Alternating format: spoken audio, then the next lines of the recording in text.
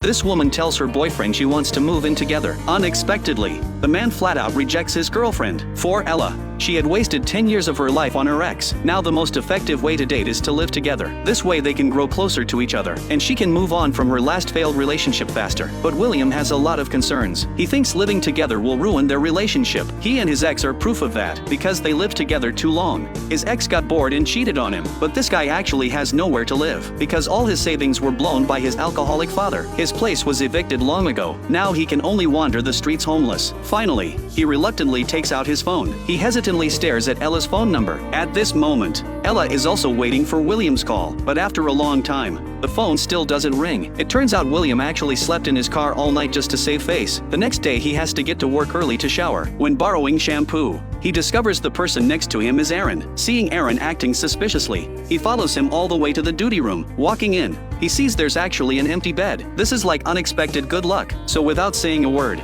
he climbs onto the top bunk. This leaves Aaron on the bottom bunk completely confused. After coming out of the duty room, William runs into Ella. Although Ella pretends nothing's wrong, she can't help asking what he was doing last night. He just makes up some excuse on the spot. He can't exactly say he slept in his car. Hearing Ella waited for his call all night, William can't hide his smugness. After work, all the co-workers get on the elevator, but William says the elevator is overloaded and he'll wait for the next one. Nobody thinks much of it, but obviously William is deliberately creating a chance encounter with Ella. Ella understands what's going on but doesn't call him out. She even suggests having dinner together. Since they can't live together, dinner becomes the best way to strengthen their bond. But William gets nervous again after receiving a text. Ella immediately becomes suspicious. She asks William if he's avoiding the topic because her move-in suggestion was too direct, though they're secretly dating. She doesn't want William to distance himself from her. To clear up Ella's confusion, William shows her his phone. It turns out to be a text from a real estate agent. Only then does Ella realize he's been looking for a place to live. He doesn't want her to see him in such a pathetic state, but he's clearly homeless. Why would he still reject her invitation to move in together?